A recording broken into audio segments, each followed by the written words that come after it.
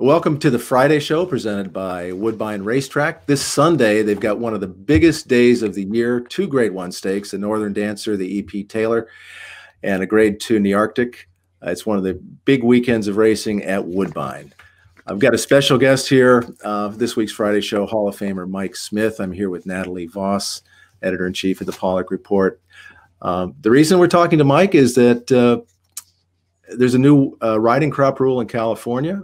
Mike, as co-chairman of the Jockeys Guild, has written a letter to the California Horse Racing Board saying that it is making their job a lot more difficult and more dangerous. And Mike, thank you for joining us. I really appreciate it, the chance to talk to you about this. The first thing I'd like to ask you is, how does this new rule, which essentially says you have to hit the horse underhanded instead of raising the whip up, and then limit the number of strokes to 6, no more than 2 at a time, how does that actually make riding more dangerous for you and your fellow riders?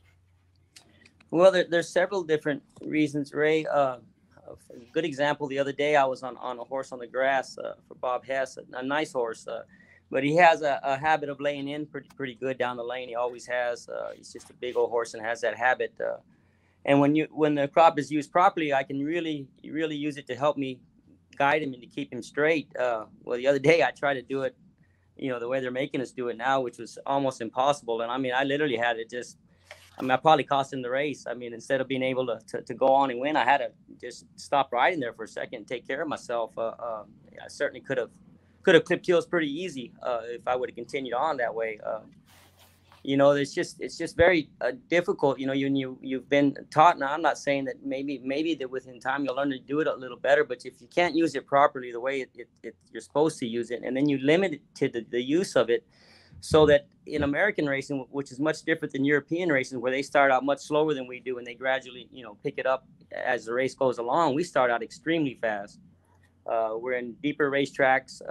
The last quarter of a mile, last eighth of a mile, a lot of times you're running on fumes. I mean, they're just staggering on home, and now you've limited the use of it to use it properly and really hold a horse's head together and to keep them balanced and to encourage them to finish the race. We're just throwing their heads away, just basically swinging the reins at them to try and get them to finish. And a horse, when it gets tired, it can get unbalanced very, very quick, and someone's going to wind up getting hurt. That again, and when I say this now, I'm all for change. I understand that we need to change and we need to do some things, but we have very, very good riding crops nowadays. These cushion crops are basically foam. They're not hurting the horse in any way. It just helps you to guide them, to keep them straight, to encourage them for the integrity of the race, for the outcome of the race. And when you're limited to only one style of using it, you're putting us in an awkward situation. It's very difficult to do. It's very hard to switch the stick that way and to use it. Not to mention quarter horses. I don't know how they in California can even get it from one side to the other, to be honest with you, and to be able to do that and to hold their heads together. It's just very difficult. If we could use maybe underhanded as needed, you want to put a number, that's fine. We got great riding crops. How many times you want to do it in accession before you have to give a horse the so-called chance to respond. I'm all for stuff like that, but if we could turn it up and use it the right way, that would certainly be a big help to us, especially with the riding crops we have nowadays. I don't think they're in any way causing any harm. If anything, not being able to use it correctly and throwing their heads away is going to cause more harm than using the riding crop. Mike, I was wondering if you could sort of take us through, I know that you mentioned in your letter that balance is kind of a concern for you guys, having to use the whip this way. How is the underhand versus the overhand different for you as far as how stable you feel on the horse? Because I think to the outside, it just looks like the only difference is how hard you can wind up and how hard you can hit, but it must feel different. It certainly does. Left-handed, I'm pretty much, it's just so awkward. I can't, it just throws me off. Right-handed, I'm okay, because it's just for whatever reason, it's all right. But everyone seems to have a problem with it on the left side, which is kind of most of the time, most of your danger comes in from a horse lugging in. A lot of times it will come in from a horse getting out as well, but we seem to have more problem when a horse lugs in. So it really throws you off trying to do it underhanded. left-handed. It's very difficult. And again, what happens is, when you're limited, you got to understand too, these riders, if you're trying to use it for safety, first of all, it's very hard to see when a horse is lugging in, because you can grab them. That doesn't mean they're going to turn their head. A horse sometimes will pull against you, and its head will be perfectly straight, but they're lugging in pretty hard. And so then if I do use it for safety the right way, then it's my word against the stewards on if they believe that it was for safety or not. So it becomes a very, very tricky situations. And if they don't agree with me, then I get $1,000 fine and a 3-day suspension. We're trying to do something that I feel is right by all of us.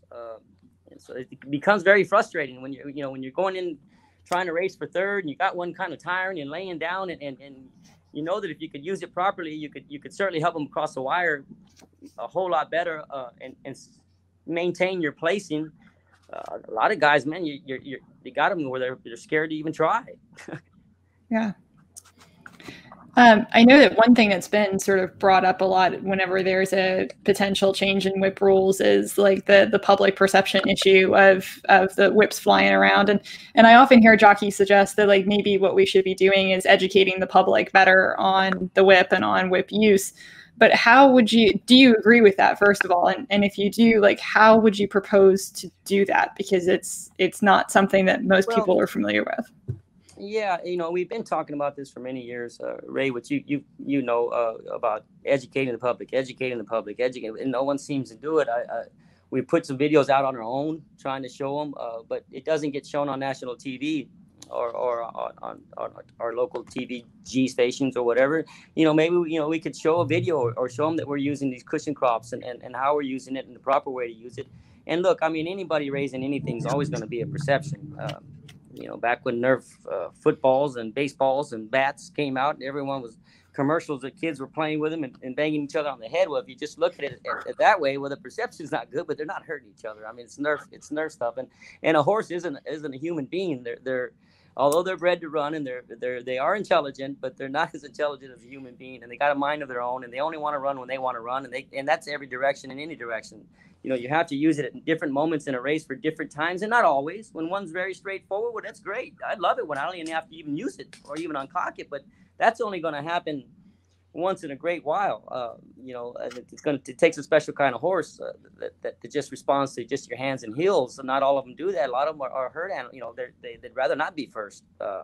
They like to follow. There's so many different situations, and if you're not able to use it properly and safely, then it's not going to do anybody any good. Mike, are some of these horses, are they trained, to respond to the whip more than, like 2-year-old? If you phase it out, is there some way that maybe start with 2-year-old racing? Would that make any kind of a difference? I mean, I'm not a horse person. I can't be in your shoes, but is there a way that this can change over time? I don't think it's possible, Ray, because they're 1,200 pounds. If they actually knew what they could do to us, they'd do whatever they wanted to. I don't care how hard you pull or how it takes 10 men to hold one if when they know they want to get away with something. And when they decide to get away with something, a lot of times you'll know it or you'll feel it before they actually even do it. So right now we're not even able to correct them before they do it. We have to actually wait till they do it and then try to correct them. Well, that's almost impossible if you can't use it. A riding crop goes with a horse. It just has since the day that we started riding horses. If you don't have it, you could be in a lot of trouble. Now, that's not with all horses. There are the few that are great, man. They have no trouble with it. But are you going to limit racing to only those horses? You're going to have very small fields all over the world. I'm curious, Mike. I know that New Jersey just enacted an even more restrictive rule than what you guys have got there in California. I'm sure that's not something you're in favor of, but I wanted to get your thoughts on the situation in New Jersey. And that's just the reason I wrote this letter along with our guild on behalf of all riders, trying to explain to people. I'm really good at sitting on the chair, and I love NFL football, man. I'm a football fanatic, man. I'm the best quarterback you ever saw. Trust me. Just ask me and I'll tell you. And I can sit on the chair and tell you exactly how you did it, and you're supposed to do it. Can you imagine actually being out there and trying it? It's very different. Although we all played football, whether you're a girl or a guy, we probably all played. none of us here sitting on this TV right now, I wouldn't think could play in the NFL. It's extremely hard. It's very dangerous, and you need to, you need to be able to do the things you need to do to make the sport as safe and as honest as possible. It's, I'm glad you brought up football, because actually the NFL has been facing the same sort of thing. It's a public perception problem, and it's a real problem with head trauma, and that's something that racing is just starting to discover too, with jockeys, and doing more, giving more safety checks to jockeys when they go down to make sure they're not suffering from concussions. But football is adapting, as you know, by being a fan of the sport, and guys are having to learn how to tackle differently. You can't lead with a helmet and that sort of a thing. The whip has been used. We don't even call it the whip anymore. The riding crop has been used for a long time. It's been part of the game, but the perception is not good. And I think the Jockey Club a few years ago had a study that came out and said that it is hurting with new fans, the fact that whipping is part of racing. How do we balance this between the existing fans, the existing owners, trying to keep them satisfied with trying to grow the sport? Well, to be honest with you, Ray, yes, football has changed and they do tackle different, but they're still allowed to tackle. If you took that away, then it's flag football. It's a totally different sport then. If you're really worried that much about perception, they shouldn't be tackling, period, right? No matter what we do, I think there's going to be that group that just is not going to agree with racing, period. It's just part of it. There are those people out there, and that's who we kind of hear the most from. As long as we know and we can show that we're doing the best we can, that we're keeping them safe, that we're not harming them, that it's protection for us as well. That's all we can do is do our best at showing them that. And if they want to understand it and believe it, and if I can show it to you, I can actually show you the riding crop and what it feels like. We've got these new ones now. It's all foam. It's not going to hurt a horse, and it doesn't hurt me in any way. But there is that perception of using it. It's be like someone fake shadow boxing, I guess.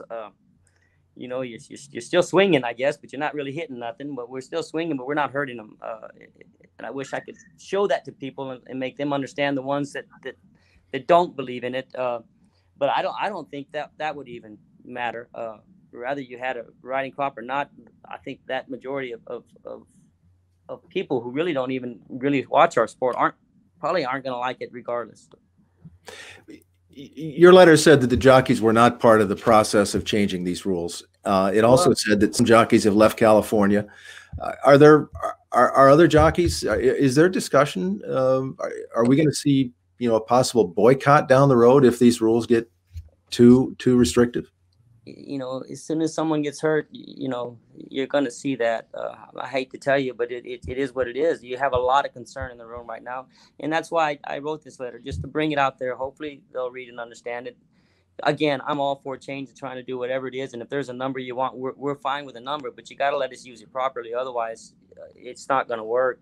Eventually something's going to happen, and then you're going to have a boycott. You're going to have, riders who are going to leave because they don't like it, who are already leaving. You're basically going to wash our sport away in California. So it's my last kind of ditch effort.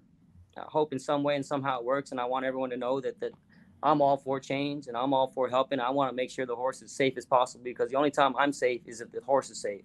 If I put that horse in any danger, guess who's next? I hit the ground right after he does. That's my life that's out there, not the spectators, and then not no one else's. It's not on that horse's back. So that's why I'm reaching out.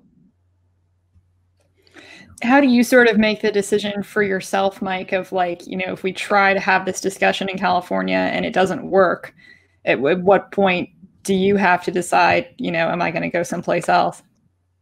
I guess it's just everyone's own. They have to decide for themselves, But right now, I know there's a lot of talk of it going on in the room, and I don't want to see us boycott. I don't want to see us hurt our sport in any way. I mean, if anything, we want to see it get better and to do all we can do to make it better.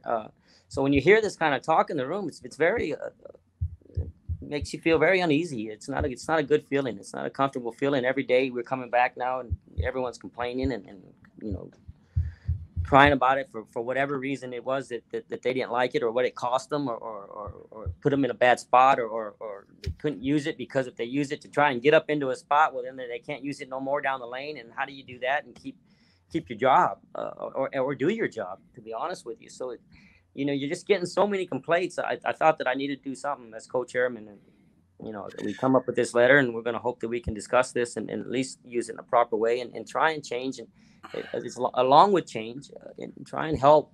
You know, a lot of people say, well, they do it in Europe, you know, but you know, they get to actually use it the proper way in Europe, not the way that we have to. And the style of racing is so much different in Europe. You don't understand how, you know, you start a race off in 21 seconds, first quarter of a mile in America, and you start out in 27 to 28 seconds in Europe. It's a whole big difference. You just have to change racing completely, which changes everything.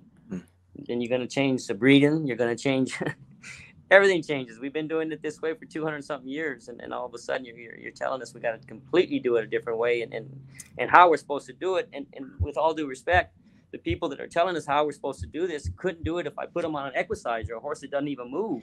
Not to mention one that's 1,200 pounds and has a mind of its own. It's very frustrating. They give us a voice, and I'm not going to say they haven't. They've let us speak, but all they do is seem to let us speak, and then they just go on with what they initially planned on going on with anyway. Well, Mike, we really appreciate you taking the time to talk to us about this issue. And here we are. We're just a few weeks out to the Breeders' Cup. Traditionally, you're the king of the Breeders' Cup. You've won more money in races than anybody else. And I know that you've had a few of your big mounts retired recently. This is not the kind of way you want to go into the World Championships, I know. No, it certainly isn't, Ray. So I'm kind of just have maybe one or two probables going in right now. So I'm open if anyone's out there and listening, man. I win a few of these things. It's my day. It's Breeders' Cups are amazing.